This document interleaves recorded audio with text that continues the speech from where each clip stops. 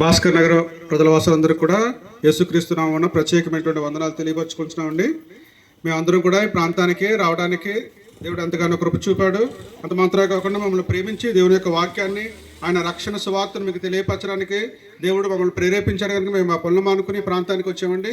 అయితే దయచేసి మీరు అందరూ కూడా ఆ మాటలను జాగ్రత్తగా ఆలకించవలసిందిగా కోరుచున్నామండి. నిజమే, ఇప్పటివరకు మనం తెలుసుకున్నట్లుగా మరణం తర్వాత ఒక జీవితం అనేటువంటిది ఉంది. అది శాశ్వతమైనటువంటి జీవితము, నిత్యము ఉండేటువంటి ఆ జీవితాన్ని మనం పొందుకోవాల్సినటువంటి వారుగా ఉన్నామండి.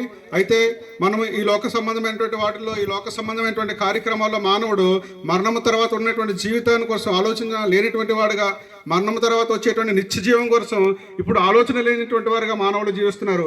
ఈ లోకంలో ఉన్నటువంటి మానవుడు తన జీవితాన్ని ఆయన సంతోషంగా ఉంచుకోవడానికి కొరకు అండ్ ఆనందంగా ఉంచుకోవడానికి కొరకు అనేకమైనటువంటి మార్గాల్లో ప్రయాణం చేస్తున్నాడండి. అంత మాత్రమే కాకుండా అనేకమైనటువంటి చెడు వ్యసనాలకు బానిసైపోతున్నట్టుగా మనం చూస్తున్నామండి.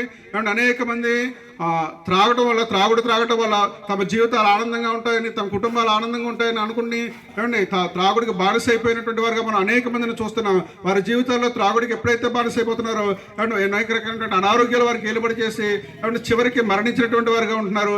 అంత మాత్రమే కాకుండా వారి మీద ఆధారపడినటువంటి కుటుంబాలు ఏమండి రోడ్డు పాలైపోతున్నట్టుగా మనం చూస్తున్నామండి. ఏమంటే ఇటువంటి పరిస్థితుల్లో మానవుడు జీవిస్తూ ఉన్నాడు.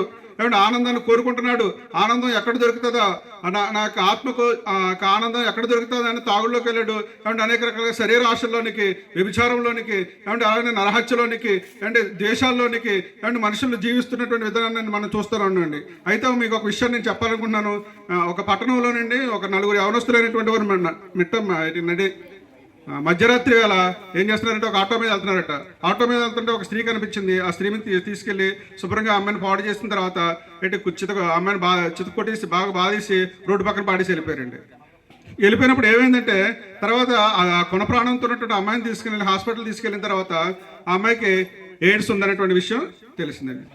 వారు అనుకున్నారు, యవనస్తులైనటువంటి వారు, మేము పాపం చేశాం కదా, మేము ఎంతో ఆనందించాం కదా పాపంలోని, మేము ఎవరో చూడలేదు, మమ్మల్ని ఎవరో పట్టించుకోలేదు, మేము చేసుకుని మా పని మేము ముగించుకుని మేము వెళ్ళిపోయాం, అమ్మాయి ఏమైపోయిందో తెలియదు అనుకుని వారు ఎంతో ఆనందంగా సంతోషంగా జీవిస్తున్నారు. కానీ ఎయిడ్స్ అనేటువంటి వ్యాధి వారికి తెలియకుండా ఏమైందంటే వారికి అంటుకోవడం జరిగింది. నిజమే, మనం అనుకుంటాం మన పాపం చేసిన తర్వాత పాపాన్ని మనం మర్చిపోతాం, కానీ పాపము మనుషుని ఎప్పుడు కూడా మర్చిపోదు.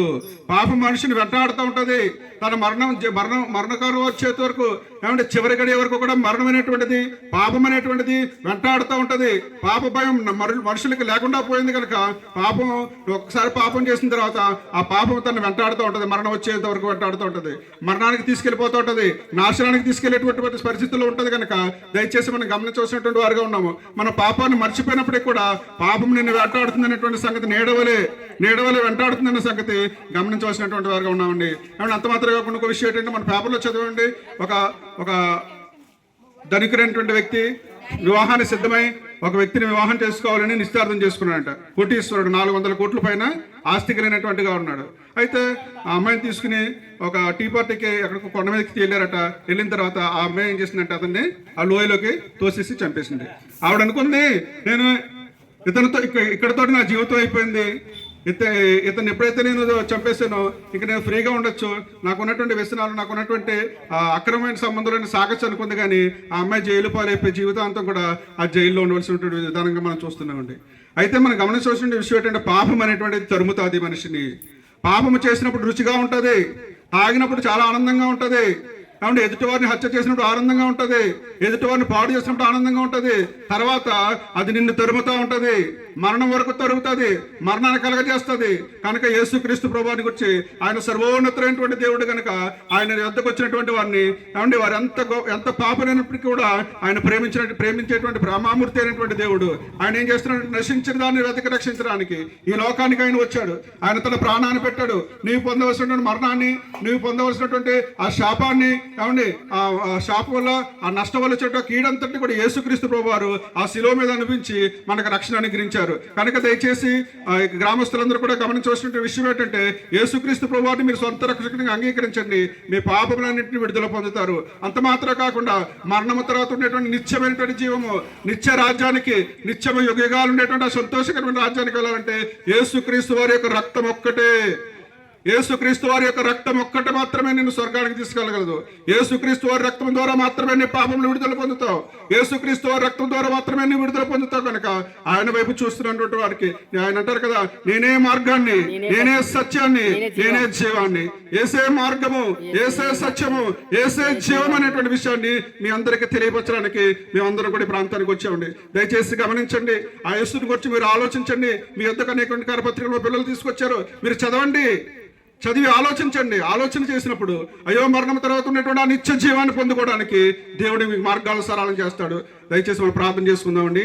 సర్వశక్తిమంతుడైన దేవా, సర్వోన్నతుడ, సర్వాధికారి, నిత్యాశ్రయదుర్గమైన మా తండ్రి, అయ్యే ప్రాంతవాసులను ప్రేమించి అయ్యా నీవే మార్గము, సత్యము, జీవమై ఉన్నామని అయ్యా నీ పిల్లల ద్వారా తెలియజేసిన విధానం బట్టి వందనాలు చెల్లించుకుంటున్నాం ప్రభా. ఎవరు ఏ విధము చేత ఉన్నారో ప్రభా, వారు ఏ బంధకాల్లో ఉన్నారు నాయన, అయ్యా ఏ విధమైనటువంటి పాపముల చేత తండ్రి బంధింపబడి ఉన్నారో తండ్రి, వారికి విడుదల కలగజేయండి నాయన, రక్షణ భాగ్యాన్ని కలగజేయండి నాయన. అయ్యా నిన్ను సొంత రక్షకుడిని అంగీకరించడానికి సహాయం చేయండి నాయన. ప్రభా నువ్వు దర్శించు నాయన. ప్రభా నువ్వు మాట్లాడవలసిందిగా ప్రార్థిస్తున్నావు తండ్రి. అయా వారు చదువుతున్న కరపత్రికల ద్వారా మాట్లాడండి, ఆ బైబిల్ వాక్యముల ద్వారా మాట్లాడండి తండ్రి. వారికి ఉన్నటువంటి బంధకాలని యేసు నామమున తొలగించిన ఆయన మీ సమాధానమును ప్రభు వారికి అనుగ్రహించండి నాయన.